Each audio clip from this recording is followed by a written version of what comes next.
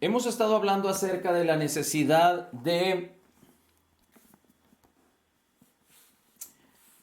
tener un equilibrio, pero sumergirnos lo suficiente no solo en la palabra de Dios, pero también en la oración, pero más allá de la oración o eh, hacerlo en nuestra mente o en el entendimiento como la Biblia lo describe, es orar en el Espíritu. Y todo lo que conlleva en ello, porque hemos hablado que la palabra es fundamental para nuestras vidas, porque la palabra misma tiene vida y tiene poder, pero en ella está descrito lo que Jesús es, la persona divina y maravillosa de Jesús, lo que Jesús hizo por nosotros en su obra terminada, completa y perfecta, pero también nos habla acerca de lo que tú y yo somos ahora en Cristo.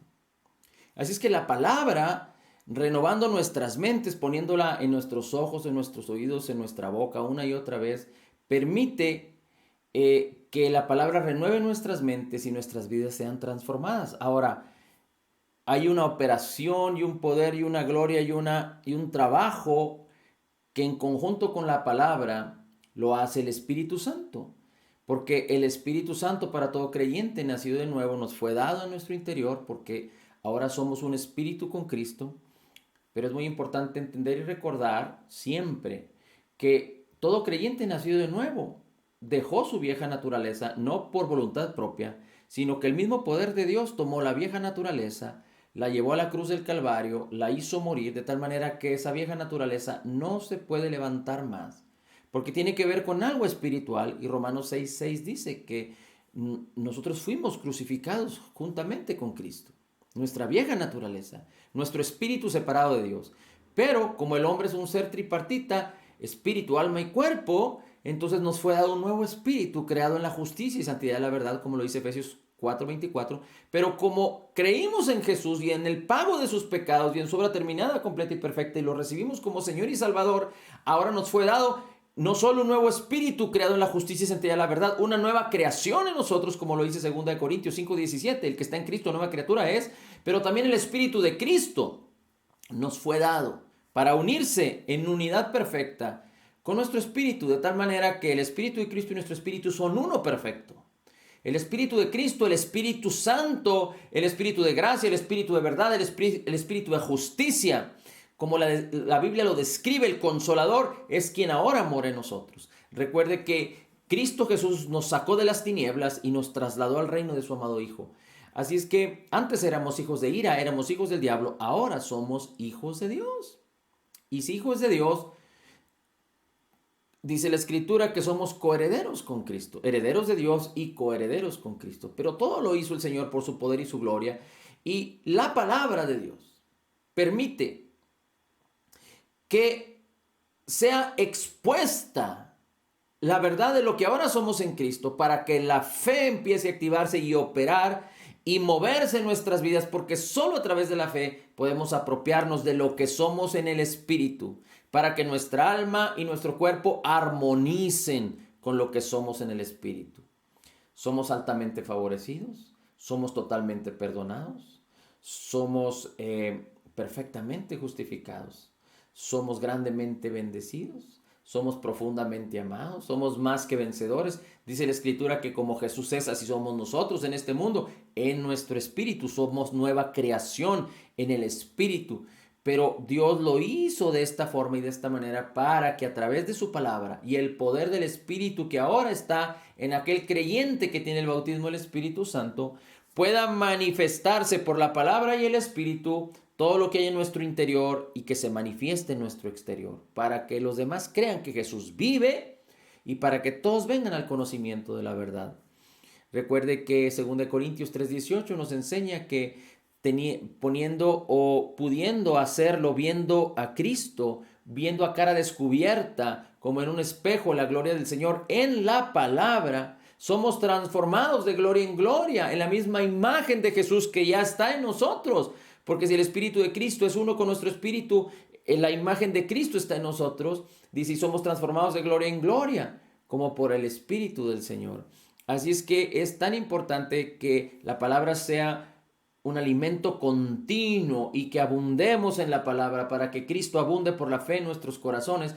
Pero también tenemos que ser guiados por el Espíritu. Tenemos que poner nuestra mente en las cosas del Espíritu. Y la palabra no es algo aparte, es algo en conjunto, en armonía. Cuando ponemos la mente en el Espíritu significa que la palabra está viva en nosotros, que tenemos palabra, que conocemos la palabra, entendemos correctamente y creemos correctamente. Y hemos dicho que si solo tenemos la palabra y no consideramos la vida de la palabra, entonces podríamos pensar como la escritura que dice que la letra mata. Es como tener un libro, como usarlo como filosofía o como política. Y aunque pudiera traer cierta sabiduría o cierta entrenamiento o entendimiento humano, el hecho de solo leer la palabra, estudiar la palabra, sin creer lo que la palabra es, sin tener el Espíritu de Dios en nosotros, entonces no puede aprovecharnos la palabra, porque la palabra tiene un propósito, y ese propósito solo se va a cumplir si la fe que se activa con la palabra, recuerda que la fe viene por el oír la palabra, si la fe se activa por la palabra, entonces la fe va a operar. La fe va a apropiarse del propósito de la palabra para que se manifieste en nuestras vidas. Pero si no hay fe, si el Espíritu de Dios no le ha sido dado al hombre, la palabra no sirve. Así es que como creyentes tenemos la palabra, pero tenemos que creer en el poder de la palabra, pero también tenemos al Espíritu. De tal manera que necesitamos del Espíritu, pero no podemos solo pensar en el Espíritu y guiarnos por el Espíritu si no tenemos la palabra. Tiene que haber un balance y un equilibrio, y así es como nuestra mente, Dios nos dice que tiene que estar continuamente puesta en el Espíritu, así también puesta en la palabra. Porque el Espíritu es la palabra. El Señor Jesucristo dijo, las palabras que yo os he hablado son espíritu y son vida. Y el Señor Jesús dijo, no solo de pan vivirá el hombre, sino de toda palabra que sale de la boca de Dios. Así es que tenemos la palabra, tenemos al Espíritu, y parte de poner nuestra mente y nuestros corazones para ser guiados por el Espíritu, un ingrediente fundamental y muy importante es el poder orar en el Espíritu. Porque cuando oramos en el Espíritu, nos edificamos a nosotros mismos. Viene paz, viene refrigerio, viene reposo, viene restitución, viene reconstrucción. El temor se va, la depresión se va. Si hay necesidad en el cuerpo es vivificado, es rejuvenecido. Así es que es muy importante la palabra, andar en el Espíritu y orar en el Espíritu. Ahora, así de importante también es lo que Jesús hizo en la cruz del Calvario por ti y por mí. Y solo a través de la palabra podemos entenderlo con la revelación del Espíritu. Y en la medida en la que nosotros lo entendamos de una manera más adecuada, en la medida en la que nosotros lo creamos correctamente, va a traer una influencia y un poder. Porque el cristianismo se basa en lo que Cristo Jesús hizo en la cruz del Calvario por ti y por mí. Así es que muchos creen en Jesús, muchos hablan acerca de Jesús, pero muchos olvidan lo que Jesús hizo por nosotros en la cruz del Calvario. Ahora, déjame decirte algo importante. El hombre sigue siendo un ser limitado. El hombre sigue siendo un ser, digamos, que aunque humanamente no lo puede comprender todo, pero tiene una debilidad, que el hombre es muy olvidadizo. Y es algo que Dios sabe, porque cuando el hombre cayó, aprendió a olvidar, sobre todo a olvidar las cosas buenas, sobre todo a olvidar las cosas que provienen de Dios. ¿Y cómo es esto posible? Bueno, recuerde que vivimos en un mundo caído, en un mundo que está influenciando con todo poder y con todo lo necesario, todo lo que tiene que ver con aquello que es contrario a Cristo, con aquello que es contrario a Dios. Este mundo, el hombre caído, no puede hablar de Dios, no puede manifestar de Dios ni las cosas buenas de Dios porque no las conoce, porque no las vive, porque ya no tiene más la experiencia.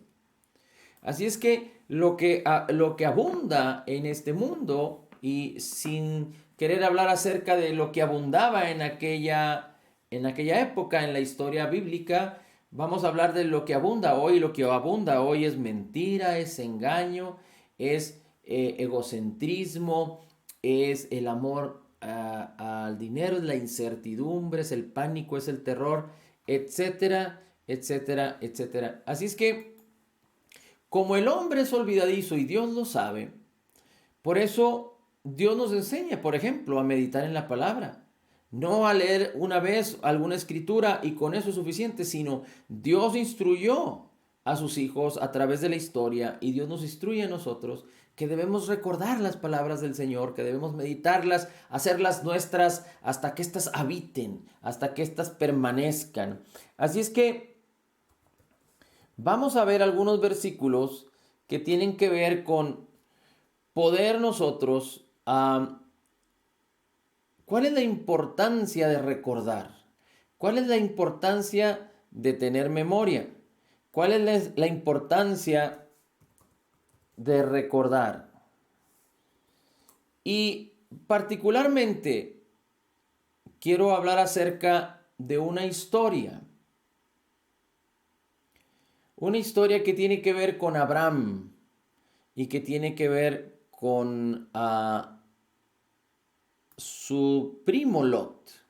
Así es que si me gusta acompañar a Génesis 14, vamos a buscar algo ahí en la escritura acerca de qué sucedió, y después vamos a enfocar lo que queremos compartir el día de hoy, porque tiene que ver con recordar, porque tiene que ver con tener memoria, porque tiene que ver con qué es lo que Dios nos enseña acerca de tener presente. Y mire, dice Génesis 14, versículo 1 en adelante. Aconteció en los días de Amrafel, rey de Sinar, Arioc, rey de Alazar, Kedorloamer, rey de Elam, y Tidal, rey de Goyim, que estos hicieron guerra a Bera, rey de Sodoma, y a Birsa, rey de Gomorra. Seguramente usted ya ha de recordar acerca de Sodoma y Gomorra. Y a Sinab, rey de Adma, y a Sember, rey de Soboim, y al rey de Bela, es decir, de Soar.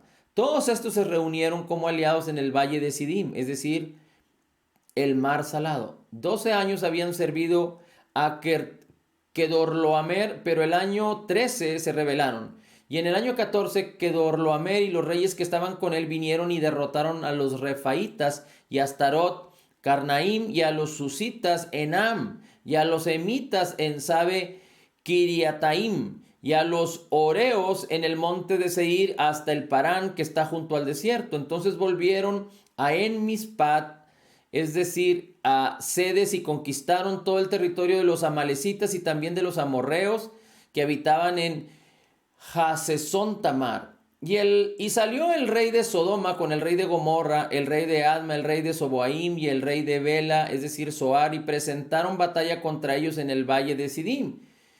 Esto es contra Kedorlaomer, rey de Elam, etcétera, etcétera, etcétera. Y el 10. Y el valle de Sidim estaba lleno de pozos de asfalto, y el rey de Sodoma y el rey de Gomorra huyeron y cayeron allí. Y los demás huyeron a los montes. Bien, vamos a leerlo todo completo. Vamos ahorita en el versículo 10. Dice, y los demás huyeron a los montes. Perdón. Permítame un segundito. Génesis 14. Y dice el versículo 11. Entonces tomaron todos los bienes de Sodoma y Gomorra y todas sus provisiones y se fueron, y tomaron también a Lot, sobrino de Abraham, con todas sus posesiones, pues él habitaba en Sodoma, y partieron. Es decir, los reyes que estaban ganando fueron y quitaron todos los bienes en Sodoma y Gomorra. Dice, y uno de los que escaparon vino y se lo hizo saber a Abraham, el hebreo, que habitaba en el encinar de Mamre, el amorreo, hermano de Escol y hermano de Aner, y estos eran aliados de Abraham. Al oírlo Abraham que su pariente Lot había sido llevado cautivo, movilizó a sus hombres adiestrados nacidos en su casa, 318, y salió en persecución hasta Dan. Y por la noche él y sus siervos organizaron sus fuerzas contra ellos y derrotó a los reyes. que habían llevado cautivos a los de Sodoma y Gomorra y a su primo Lot, sobrino primo, bueno, y los persiguió hasta Jobab, que está en el norte, y recobró todos los bienes, también su pariente Lot con sus posesiones y las mujeres y la gente. Versículo 17. Y a su regreso, después de derrotar a los reyes de Kedorlaomer y a los reyes que estaban con él, salió a su encuentro el rey de Sodoma en el valle de Sabe, es decir, el valle del rey. Entonces Melquisedec, rey de Salem, sacó pan y vino, él era sacerdote del Dios Altísimo, y bendijo a Abraham, y le dijo: bendito sea Abraham del Dios Altísimo, creador del cielo y de la tierra, y bendito sea el Dios Altísimo que entregó a tus enemigos en tus manos. Y le dio a Abraham el diezmo de todo. Y el rey de Sodoma dijo a Abraham: dame las personas y toma para ti los bienes. Y Abraham le dijo: he jurado al Señor Dios Altísimo, creador del cielo y de la tierra, que no tomaré ni un hilo, ni una correa de zapato, ni siquiera una cosa tuya, para que no digas después: yo enriquecí a Abraham. Bien, hasta ahí lo vamos a dejar. Pero toda esta historia tiene que ver con cómo Abraham fue y derrotó a los reyes que habían llevado cautivos a Lot y a su familia y a los de Sodoma y Gomorra. Y cuando regresó para encontrarse con el rey de Sodoma y de Gomorra, dice la escritura que en ese valle, antes de regresar con todos y entregarlos a los reyes, se le apareció Melquisedec. Y Melquisedec dice que sacó pan y vino y bendijo a Abraham. Y aquí hay algo muy interesante, porque dice la escritura: Melquisedec, rey de Salem, rey de justicia, sacó pan y vino, dice, sacerdote del Dios Altísimo. Dice, sacerdote del Dios Altísimo. En aquel entonces no habían aparecido los sacerdotes.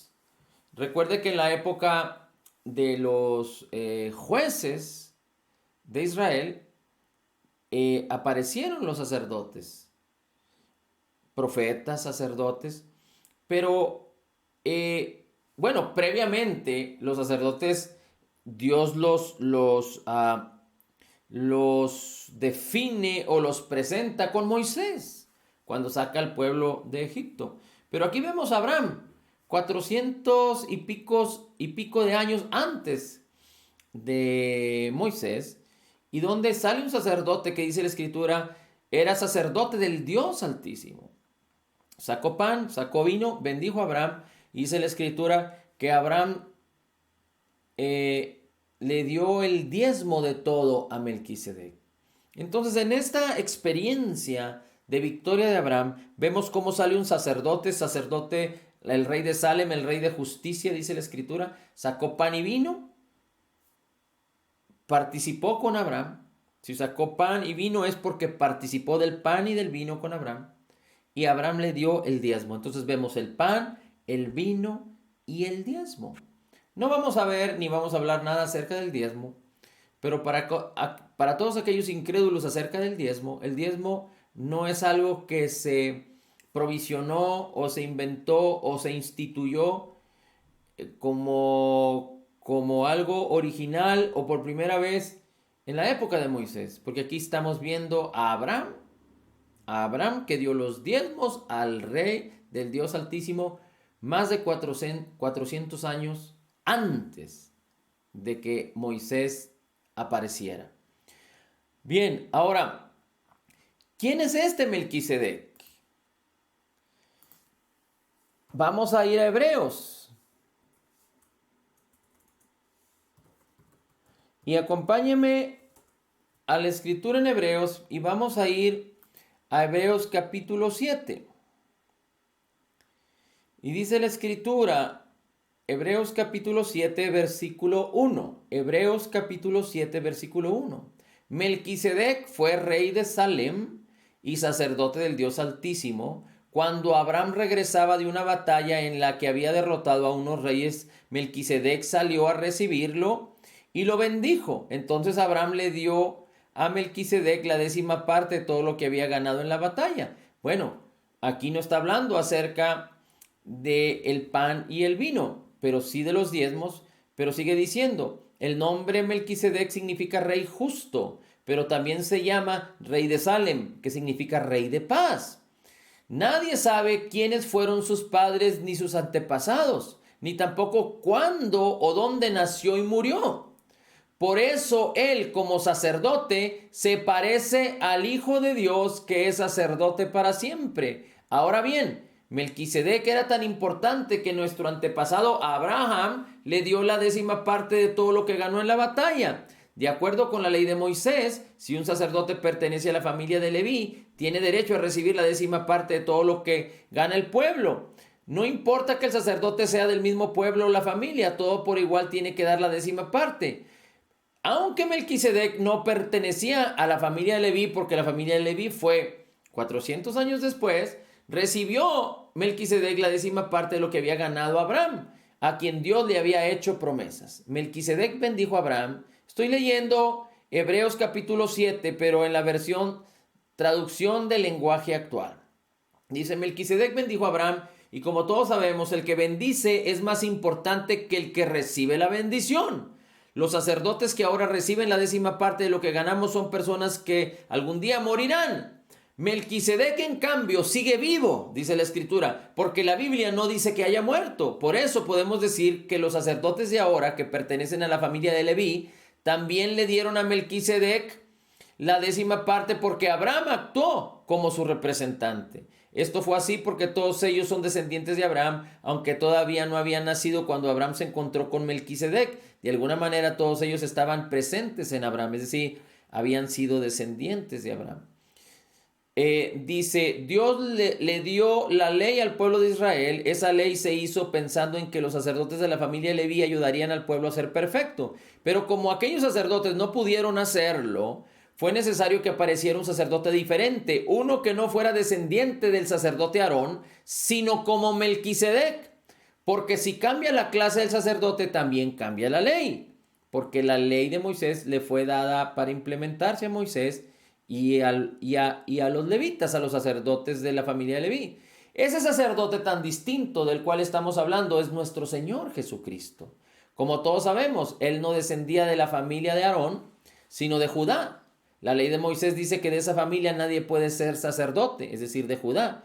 Y nunca un sacerdote ha salido de ella. Todo esto es más fácil de entender si tenemos en cuenta que ese sacerdote diferente es como Melquisedec. Es diferente porque no fue elegido por ser miembro de una familia determinada, sino porque vive para siempre. Acerca de él dice la Biblia, tú eres sacerdote para siempre como lo fue Melquisedec. Así que la ley de Moisés ha quedado anulada porque resultó inútil. Esa ley no pudo hacer perfecto a la gente. Por eso ahora esperamos confiadamente que Dios nos dé algo mucho mejor y eso nos permite que seamos ahora sus amigos. Además, 20. Dios juró que tendríamos un sacerdote diferente. Los otros sacerdotes fueron nombrados sin que Dios jurara nada. En cambio, en este caso, Cristo, Dios sí hizo un juramento, pues la Biblia dice, Dios juró, tú eres sacerdote para siempre, y Dios no cambia de idea. Por eso Jesús nos asegura que ahora tenemos con Dios un pacto mejor. Antes tuvimos muchos sacerdotes porque ninguno de ellos podía vivir para siempre, pero como Jesús no morirá jamás, no necesita pasarle a ningún otro su oficio de sacerdote. Jesús puede salvar para siempre a los que por medio de él quieren ser amigos de Dios, pues vive eternamente y siempre está intercediendo a Dios por ellos. Así es que hemos establecido ya que en la Escritura nos dice que Melquisedec es un tipo de Jesucristo. Hay quienes dicen que ese Melquisedec que se apareció en la época de Abraham era el mismo Señor Jesucristo. Pero lo importante, lo interesante aquí es que este rey de justicia, rey de paz, participó y celebró con Abraham el pan y el vino. Ahora, acompáñame por favor ahora a buscar la escritura donde el pueblo de Israel celebra la Pascua.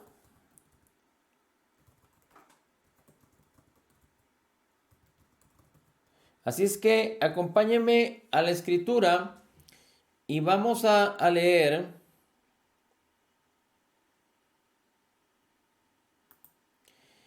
el capítulo... vamos a ir a Génesis, pero ahora vamos a ir al capítulo 17.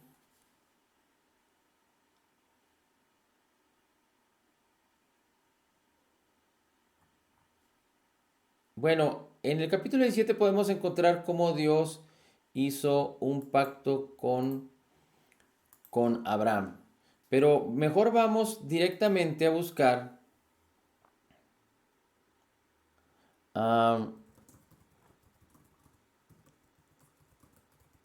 en Génesis,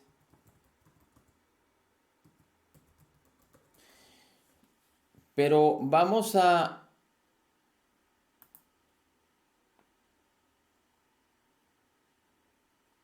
ir a Éxodo capítulo 1. Éxodo capítulo 1.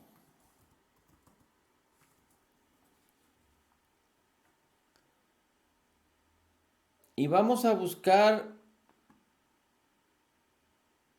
donde dice la escritura en el versículo 15. Y el rey de Egipto, Éxodo capítulo 1, versículo 15.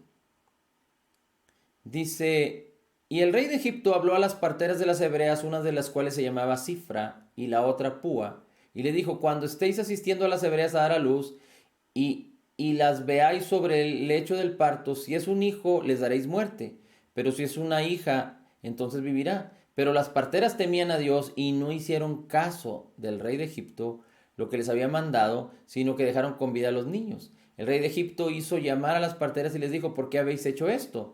Y habéis dejado con vida a los niños. Respondiendo las parteras dijeron, porque las mujeres hebreas son mujeres más fuertes que las egipcias, y cuando nosotros vamos a asistirles en el parto, ellas ya dieron a luz. Y Dios favoreció a las parteras y el pueblo se multiplicó y llegó a ser muy poderoso, y sucedió que por haber las parteras temido a Dios, él prosperó sus familias. Entonces Faraón ordenó a todo su pueblo diciendo, todo hijo que nazca lo echaréis al Nilo y toda hija la dejaréis con vida. Y vemos cómo entonces Faraón, por temor de que el pueblo de Israel se hiciera tan poderoso en número más que ellos, empezó a, a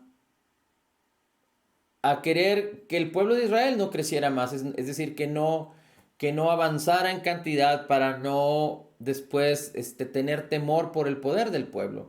Así es que en el capítulo 2 de Éxodo podemos ver el nacimiento de Moisés y cómo es que Dios libró a Moisés de la mano de Faraón para que no muriera. En el capítulo 3 podemos ver cómo Dios se presenta a Moisés cuando le habla en una zarza. En el capítulo 4 podemos ver cómo Dios le da el poder a Moisés.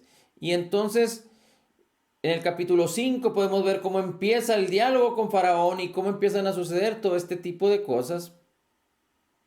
Dios confirma su promesa a Moisés en el capítulo 6. Empieza el tema de las plagas.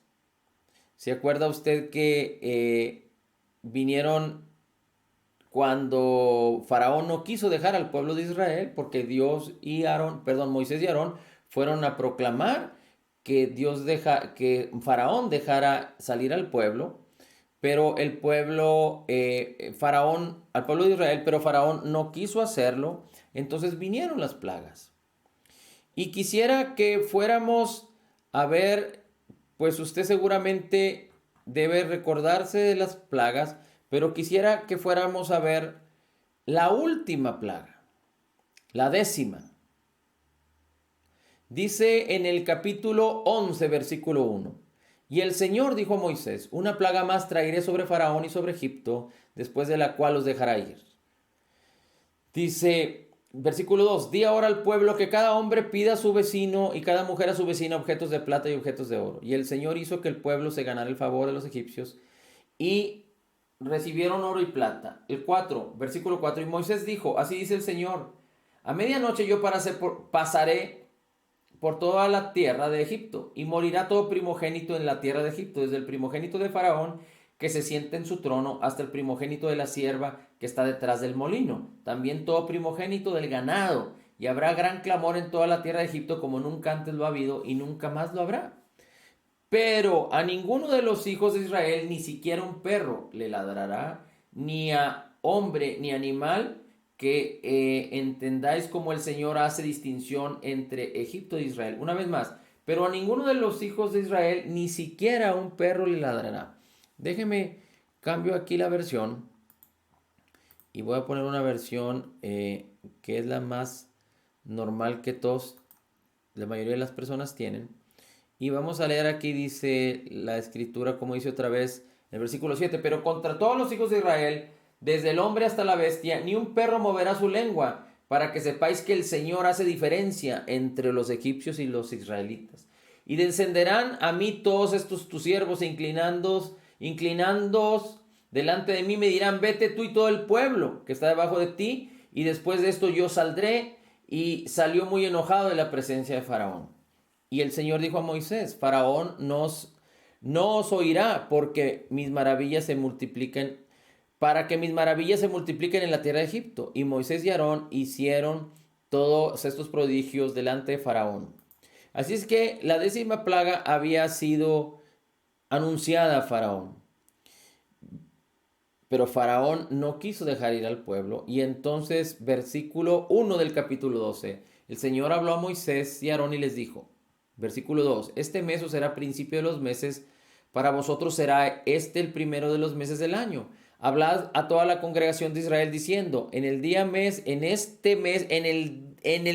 de este mes, cada uno tomará un cordero según las familias de los padres, un cordero por familia. Mas si la familia fuere pequeña, bueno, pues lo compartirán el 5. El animal será sin defecto, el cordero macho de 1 año. Lo tomaréis de las ovejas o de las cabras y lo guardaréis hasta el día 14 del mes. Es decir, lo tomarás de 1 año y lo guardaréis.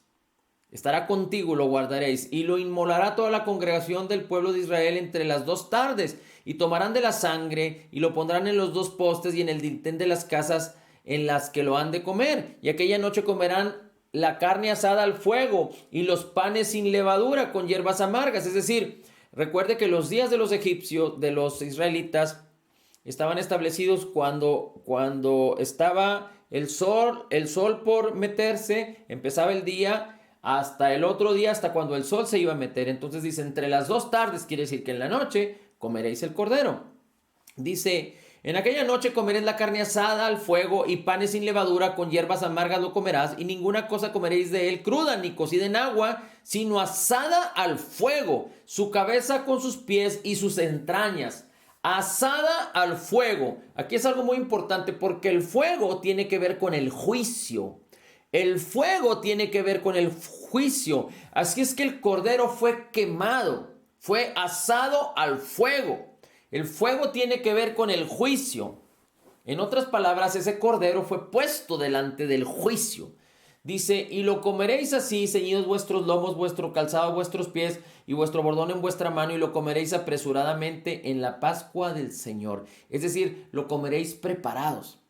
Lo comeréis avisados, estaréis conscientes, no estaréis ahí relajados, descansando, medios adormilados, no, lo comeréis preparados, listos para salir.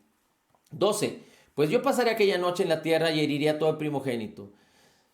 13. Y la sangre os será por señal de las casas donde vosotros estéis, y veré la sangre y pasaré de vosotros, y no habrá de vosotros plaga de mortandad cuando hiera la tierra de Egipto. Y ese día será por memoria, y celebraréis como fiesta solemne para el Señor durante todas vuestras generaciones. Por estatuto perpetuo lo celebraréis. Y aquí es donde volvemos a tocar el punto de que Dios, sabiendo que era importante que recordáramos y que tuviéramos presentes la benignidad, la bondad, su protección y su propósito, es que les dijo, esto os será en memoria y lo celebraréis como fiesta solemne para el Señor durante vuestras generaciones. Por estatuto perpetuo lo celebraréis, dice el Señor. Muy bien.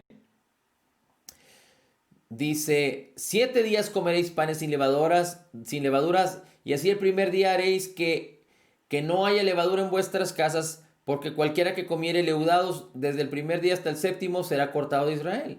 El primer día habrá santa convocación, y asimismo el 7º día tendréis una santa convocación, ninguna obra se hará ninguna obra se hará en ellos, excepto solamente que preparéis lo que cada cual haya de comer, y guardaréis la fiesta de los panes sin levadura, porque en ese mismo día saqué vuestras huestes de la tierra de Egipto. Ok.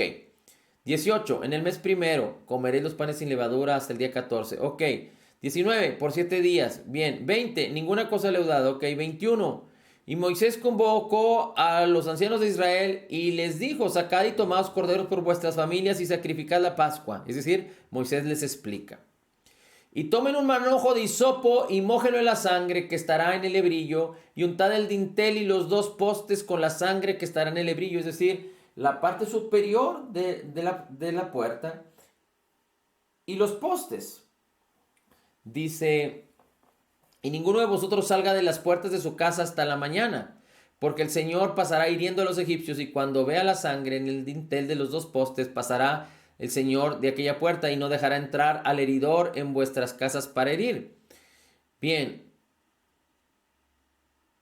25. Cuando entréis en la tierra que el Señor os prometió, guardaréis este rito, dice la Escritura.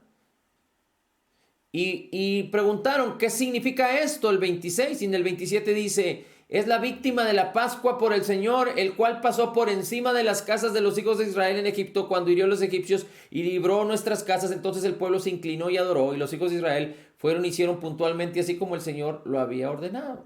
Bien.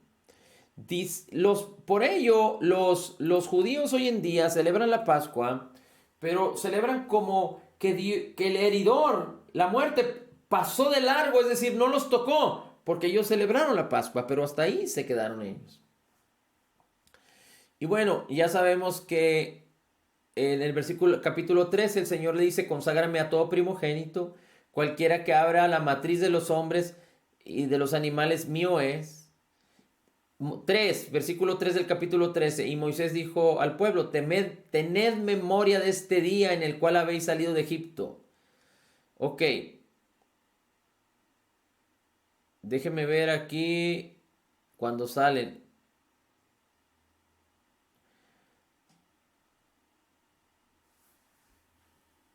Dice: te será pues como una señal sobre tu mano. Muy bien. Dice en el versículo 17: y luego que Faraón dejó ir al pueblo, Dios no los llevó por el camino de la tierra de los filisteos que estaba cerca. 18. Mas Dios hizo al pueblo rodear el camino del desierto del Mar Rojo. 19. Tomó también consigo Moisés los huesos de José, el cual había juramentado a los hijos de Israel que lo enterraran con sus padres. Bueno, estaba yo tratando de buscar. Bueno, aquí dice la escritura que Dios salió con ellos y había una nube y una nube y una columna de fuego que los seguían. Bien, dice la escritura en el versículo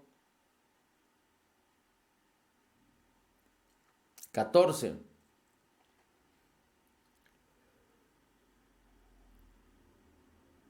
Déjenme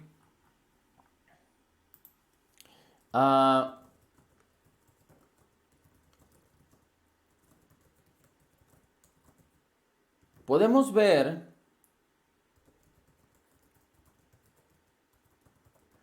que Dios sacó al pueblo de Egipto después de la Pascua.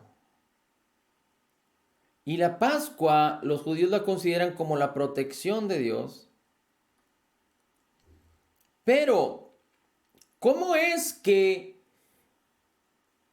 cocieron el cordero con fuego como un juicio y tomaron de la sangre y la pusieron en los dinteles de la puerta? ¿Qué representa realmente la Pascua? La Pascua representa la obra terminada, completa y perfecta de Jesús en el Calvario. La Pascua, el Cordero representa al Cordero de Dios que quita el pecado del mundo. El fuego representa el juicio de Dios que vino sobre Jesús. Su carne, ¿se acuerda que la tuvieron que comer asada al fuego? Recuerda que el Señor Jesucristo dijo: el que no come mi carne ni beba mi sangre no podrá tener lo que yo tengo que darles. Y muchos se conflictuaron y pensaron: ¿de qué se trata esto que Jesús habla? Y muchos se escandalizaron, esto es difícil de creer y de hacer. Pero cuando Jesús hablaba de esto, hablaba de su obra terminada, completa y perfecta. Y cómo la obra redentora de Jesús fue fue el causante, fue la causa por la cual tú y yo podemos estar vivos en Cristo ahora. Así es que, fíjate cómo dice la Escritura en... Déjame, abro aquí la Escritura, pero fíjate cómo dice la Escritura en Mateo 26. Ayúdame a buscar Mateo 26.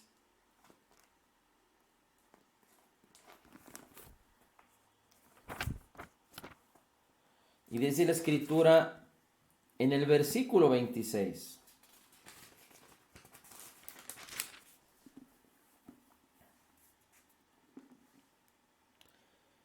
Y estando comiendo con ellos, Jesús y sus discípulos en el aposento alto, celebrando la Pascua, en el día en el que Jesús fue llevado a la cruz. Es decir, la noche previa, o más bien, antes de que llegara la noche y que fuera capturado. Y Jesús dice, comiendo con ellos, tomó el pan, lo bendijo, lo partió y dijo, tomad, comed, esto es mi cuerpo.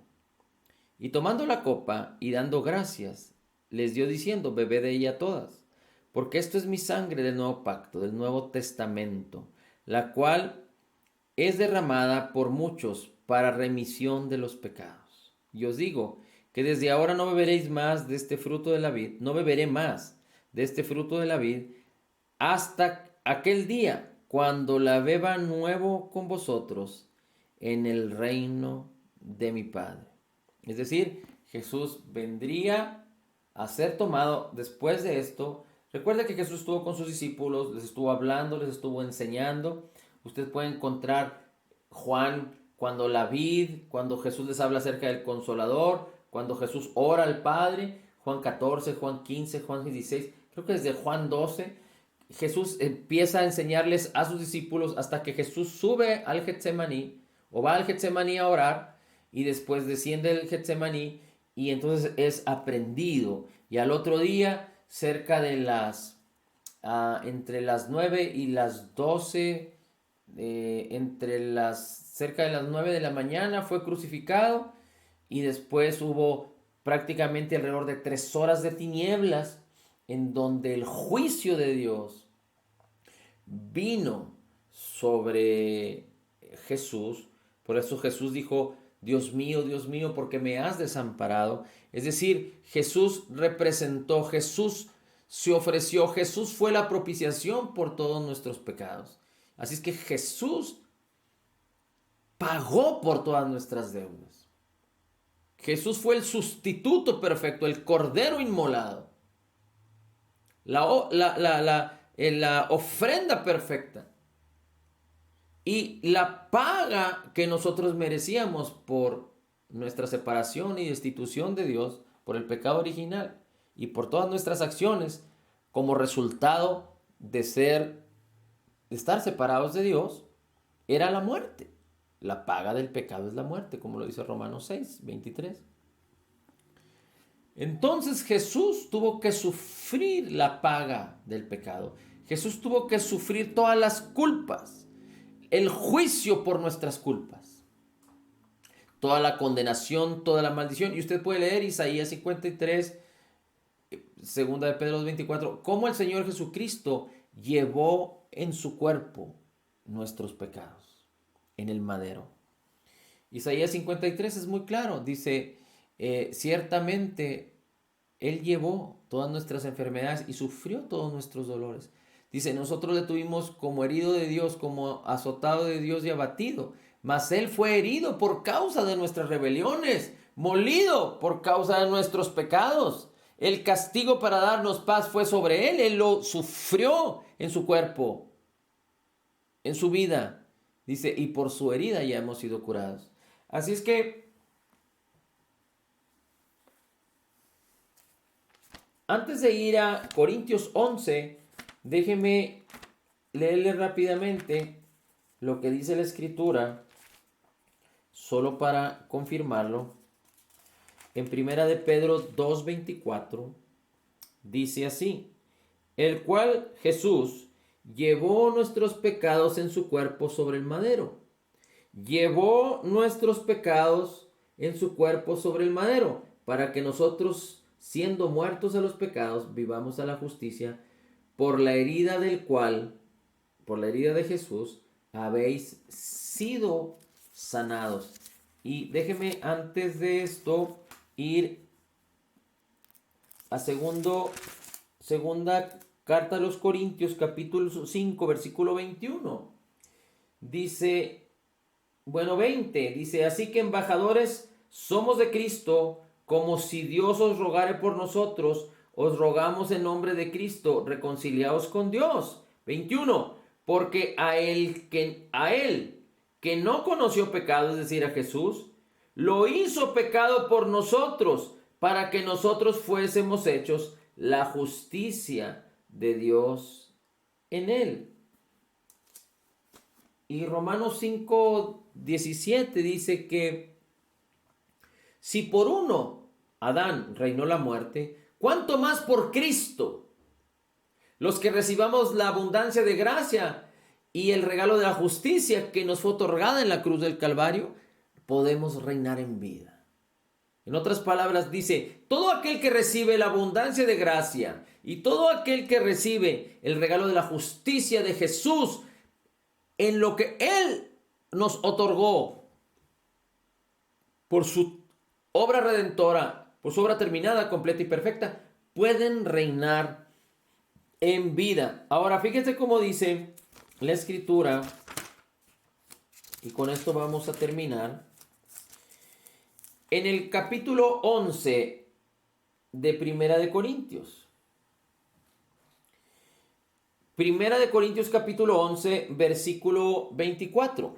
Y dice así, habiendo dado gracias, desde el versículo 23, porque yo recibí del Señor lo que también os he enseñado, dice el apóstol Pablo, que el Señor Jesús, la misma noche que fue entregado, tomó pan, y habiendo dado gracias, lo partió y dijo, tomad, comed, esto es mi cuerpo, que por vosotros es partido. Haced esto en memoria de mí.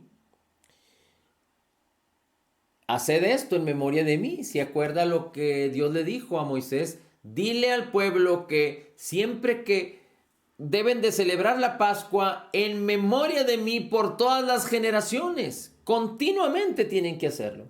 Y aunque ellos lo celebran una vez al año, el Señor Jesucristo dice que Pablo dice que Jesús le dijo, dice lo que le enseñó, tomad, comed, esto es mi cuerpo que por vosotros es partido, haced esto en memoria de mí. 25, asimismo, tomó también la copa después de haber cenado, diciendo, esta copa es el nuevo pacto en mi sangre, haced esto todas las veces que la bebiereis en memoria de mí, todas las veces que la bebiereis en memoria de mí. Porque todas las veces que comas este pan y bebas esta copa, la muerte del Señor anunciamos hasta que Él venga. Y aquí hay dos cosas importantes. Cuando participamos de la comunión, de la cena del Señor o de la Santa Cena, anunciamos la muerte de Jesús, la muerte del Señor. Pero ¿qué significa anunciar la muerte? Anunciar su obra terminada, completa y perfecta. Como Él probó la muerte y cómo Él resucitó para tu justificación y mi justificación. Es decir, tuvo que haber habido muerte del heredero para que el testamento se pudiera entregar. O en otras palabras, tuvo que haber habido muerte del que poseía todas las cosas para que entonces la herencia se pudiera entregar. O lo voy a poner de una manera más clara. La muerte de Jesús era necesaria. Porque no solo Él probó la muerte para que tú y yo no probáramos la muerte.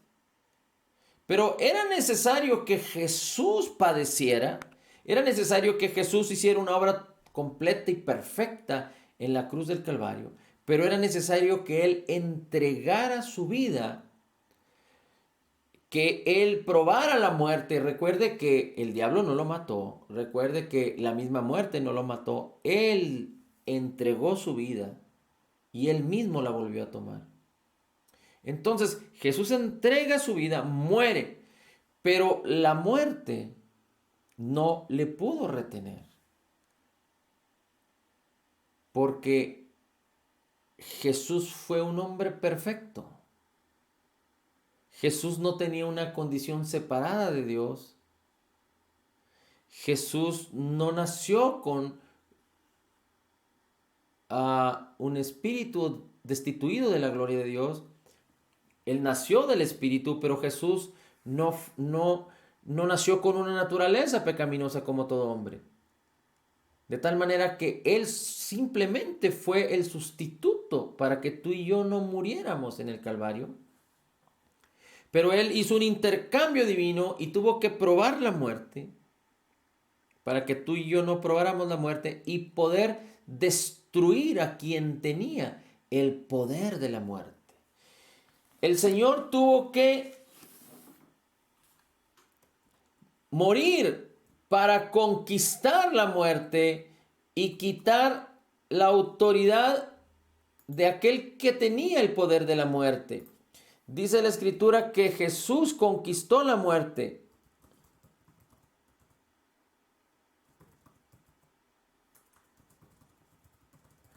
Ahora bien, dice la Escritura en Corintios, como lo leímos ahorita, que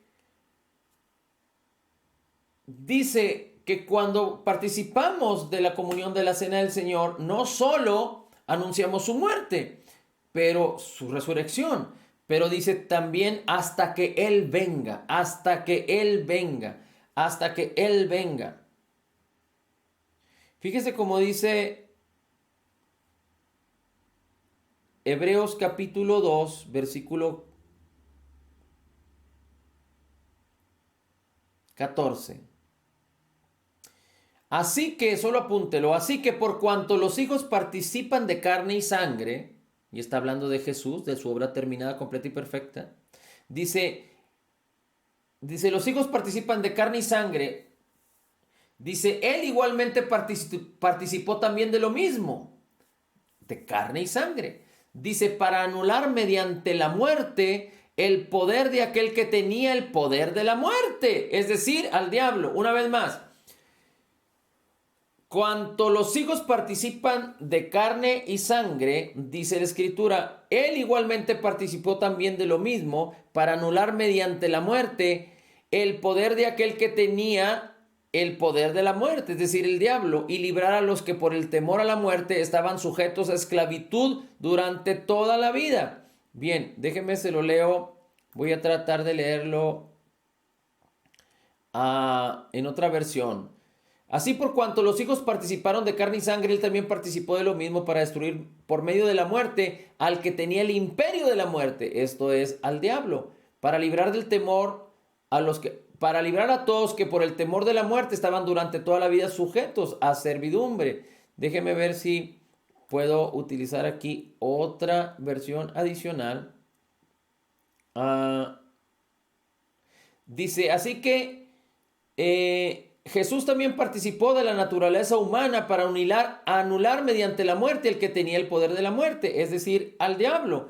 Así es que la Escritura nos enseña que cuando anunciamos su muerte, cuando participamos del pan y de la copa, anunciamos su muerte, pero lo que tiene que ver es con la libertad que Él consiguió, cómo Él conquistó todo, cómo Él derrotó, le quitó el poder de la muerte al diablo, y la muerte ya no tiene más victoria, porque Jesús es la resurrección y la vida. Lo leo una vez más. Así es que Jesús participó de carne y sangre para destruir por medio de la muerte al que tenía el imperio de la muerte. Es decir, la muerte ya no tiene el el diablo ya no tiene el imperio de la muerte ya no tiene imperio sobre los creyentes nacidos de nuevo, solo sobre todos aquellos que mueren sin Cristo. Y entonces, siguiendo con 1 Corintios 11, dice la Escritura que estábamos en el versículo 24, dice en el 25, en el 26. Anunciaremos la muerte del Señor, ¿cuándo? Hasta que Él venga. Ahora, 27. Déjenme nada más ver si es la versión 1960. Sí. Fíjese cómo dice del 27 en adelante. Dice la Escritura: de manera que cualquiera que comiera este pan o bebiera esta copa del Señor indignamente, es decir, de manera indigna, si haces esta ofrenda o haces esta acción de manera indigna, será culpado del cuerpo y de la sangre del Señor. 28. Por lo tanto, pruébese cada uno a sí mismo y coma del pan y beba de la copa. Es decir, nadie lo haga de una manera en deshonra, sin valor. Porque el que come y bebe indignamente, sin darle honor a Jesús y a su obra terminada, completa y perfecta, sin discernir el cuerpo, y aquí hay algo muy importante, porque los judíos no solo celebran la Pascua, donde Dios protegió de la muerte a los primogénitos de la casa de Israel, pero tú y yo no fuimos llamados a tener memoria de Jesús y a participar del pan y de la copa, anunciando la muerte de Jesús hasta que Él venga, como un rito religioso, pero con el entendido de la obra terminada, completa y perfecta, del intercambio divino, y no solo de cómo Él nos dio el perdón de todos nuestros pecados, pero cómo Él sanó también nuestros cuerpos, cómo Él nos aceptó, nos dio lo necesario para participar de su gloria, de su bendición, de su prosperidad, de su bienestar, de su benignidad, de su amor, de su paz, de su palabra, de su espíritu, del nuevo nacimiento, de la vida eterna, de la vida abundante, de la abundancia de gracia, del regalo de su justicia. Por eso nosotros tenemos que estar agradecidos, porque cuando participamos de la cena del Señor y entendemos lo que significa el pan, que representa su cuerpo, cómo Él sufrió todos nuestros dolores y Él llevó todas nuestras enfermedades, y cómo Él sufrió el castigo para darnos paz. Y cuando entendemos cómo Él nos perdonó y cómo derramó su sangre y cómo nos escogió para atraernos hacia Él, cómo nos sacó de las tinieblas para atraernos a su luz admirable, cómo Él nos compró por precio, no tenemos más que darle gloria, honor y alabanza, levantar nuestros corazones a Él y saber que somos suyos y dependemos de Él y que somos de Él y que nada de lo que tenemos es nuestro, mucho menos las cosas materiales. Nuestro espíritu y nuestro cuerpo le pertenecen. Así es que cuando nosotros participamos del pan y de la copa, entendiendo todas estas cosas, le damos gloria, honor y alabanza, y tenemos solo memoria de Él, sabiendo que si tenemos memoria de nuestros pecados y de nuestros errores, o de nuestras virtudes, o de nuestro egoísmo, o de nuestras presunciones, entonces no le estamos honrando, no le estamos dando valor. Y dice la Escritura que los corintios estaban cayendo en este error y no estaban discerniendo. Dice: es necesario que disciernas el cuerpo del Señor. Pero si tú no disciernes el cuerpo y no disciernes su sangre derramada, entonces, ¿cómo podrás vivir en salud y cómo podrás vivir en libertad del pecado si no estás honrando lo que representa que tú fuiste sanado y que tú fuiste liberado? Y no me refiero a los elementos, sino a Jesús, a la persona de Jesús y a su obra terminada, completa y perfecta en el Calvario. Así es que, como somos dados a olvidar, el Señor Jesús, desde la Pascua, y en muchas otras cosas. Nos llama a participar de la cena hasta que Él venga. ¿Cuántas veces? Desafortunadamente se ha malinterpretado. Desafortunadamente, cuando la Biblia habla aquí de juicio, muchos creyentes, líderes religiosos han malinterpretado y no han enseñado o instruido correctamente al respecto, y se ha hecho toda una clase de fallas y de preocupaciones de los líderes por causa de que la gente no participa dándole el valor, y entonces sienten que humanamente están fallando, pero están poniendo sus ojos en lo humano. Y entonces, congregaciones que pudiendo celebrar la comunión, la cena del Señor, cada vez que se congregan, cada vez que se reúnen, lo posponen para hacerlo una vez al bimestre, una vez al semestre, una vez al año. Y la gente pierde de vista a Jesús y su obra terminada, completa y perfecta.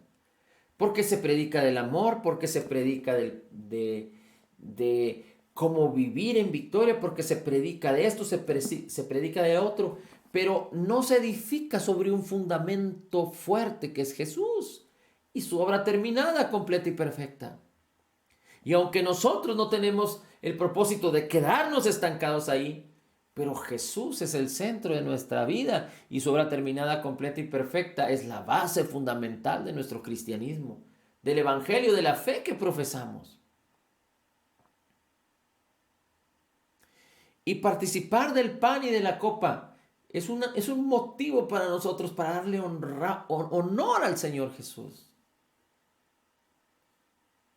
Y fue una de las cosas importantes que el Señor Jesús instituyó, con elementos físicos, porque su obra terminada, completa y perfecta fue lo más extraordinario, fue la manifestación de Dios a los hombres, como jamás pudo haber otra manifestación de su gran amor, su gran poder liberador y su redención para toda una eternidad. Así es que, ¿cómo olvidar? Pero nosotros no ponemos nuestros ojos en un Cristo crucificado, pero nosotros ponemos nuestros ojos en un Cristo vivo. Y participamos del pan y de la copa tantas veces como sea necesario, sin dejar de darle honor y alabanza a Jesús, sin tener en nuestra mente y nuestro corazón su obra terminada, completa y perfecta, afirmándonos y confirmándonos, declarando a los cuatro vientos, a los ángeles, que nosotros confiamos en lo que Jesús hizo y en lo que Jesús es por nosotros y en lo que nosotros somos en Él. Y mire, vamos a terminar leyendo una escritura en Hechos. Y la Santa Cena, la comunión, la Cena del Señor, como usted lo quiera decir, usted la puede participar y celebrar cada vez que usted lo desee. Cada vez que usted necesite tener memoria y que usted entienda, sienta la necesidad de hacerlo, hágalo. Solo con su familia. Utilice Mateo 26, utilice 1 Corintios 11, versículos 23 en adelante. Tenga el pan, tenga la copa y participe y gócese en el Señor, porque el mismo Señor se goza con usted, el mismo Espíritu se goza con usted. Pero mire en el libro de los Hechos, en el versículo capítulo 2, versículo 43. Y sobrevino temor a toda alma, y muchas maravillas y señales eran hechas por los apóstoles, y todos los que creían estaban juntos y tenían todas las cosas en común.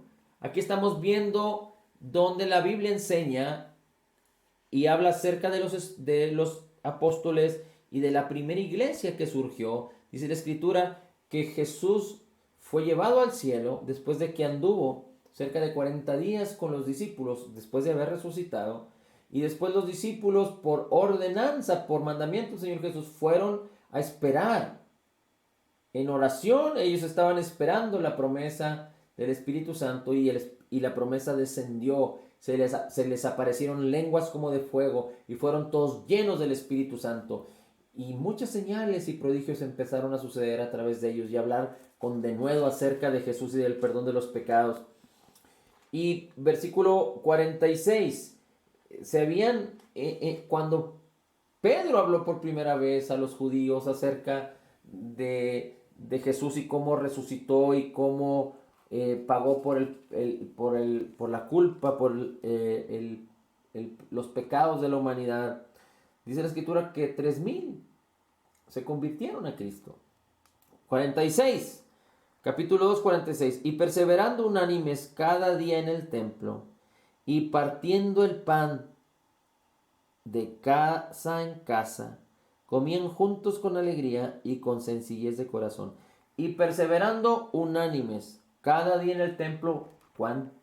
¿Cada cuándo? Cada día en el templo. ¿Cada cuándo? Cada día en el templo, dice aquí. Cada domingo, cada sábado, cada miércoles. Cada día en el templo, dice aquí. Y partiendo el pan de casa en casa. ¿A qué cree que se refiere cuando dice y partiendo el pan de casa en casa?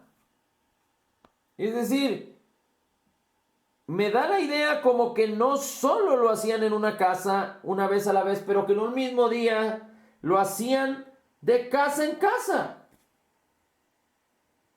Comían juntos con alegría y con sencillez de corazón, y alabando a Dios y teniendo favor con todo el pueblo. Y el Señor añadía cada día a la iglesia los que habían de ser salvos.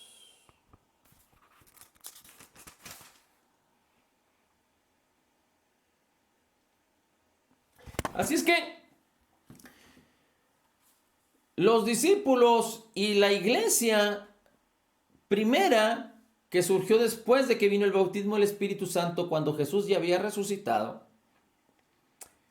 dice que se reunían unánimes todos los días para compartir acerca de Jesús y comían, partían el pan de casa en casa. Así es que tome el pan, si está preparado, tome el pan, tome la copa, porque Dios nos ha dado la oportunidad de reunirnos día con día. Esto ha sido una gran bendición. Casi tenemos,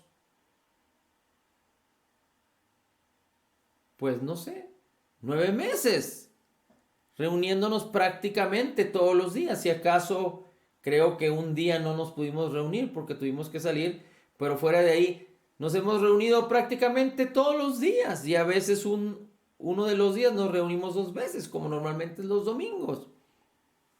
Y tenemos un tiempo acá que participamos todos los días de la comunión, de la cena del Señor, de participar el pan y de la copa unos a otros, sabiendo lo que Jesús hizo, honrándole y declarándole, teniendo memoria de Él, abrazando esta bendición en nuestros corazones.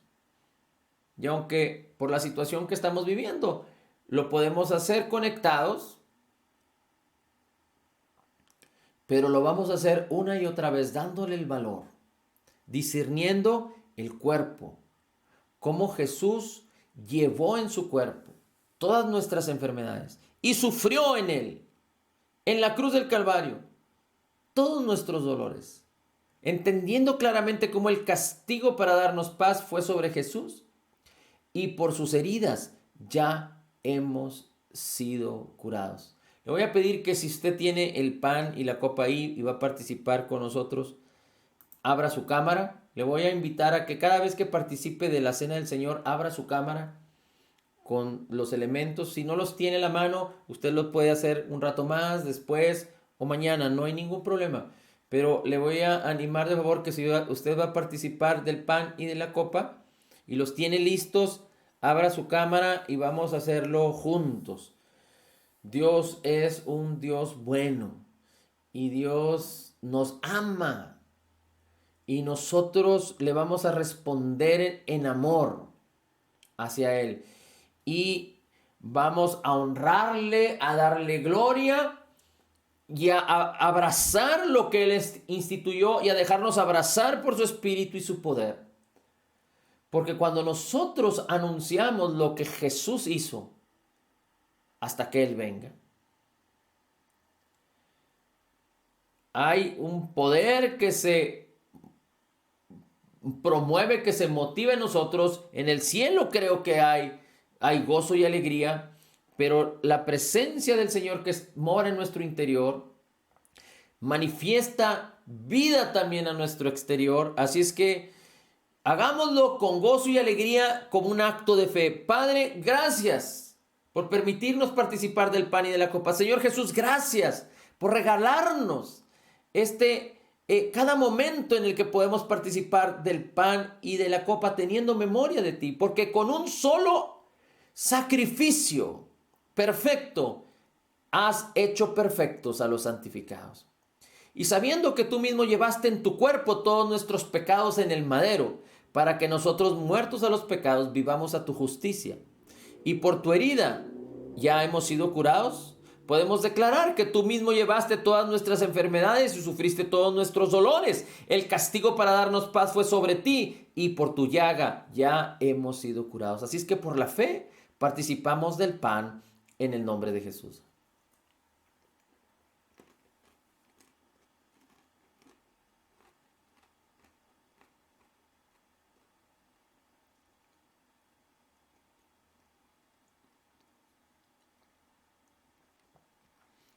Gracias, Señor Jesús, porque tú derramaste tu sangre para el perdón de todos nuestros pecados y nosotros celebramos el pan y la copa, participar del pan y de la copa por la fe, sabiendo que todos nuestros pecados han sido ya perdonados y que ahora estamos afirmados y confirmados en el nuevo pacto en tu nombre, Señor Jesús, en el nuevo pacto en tu sangre.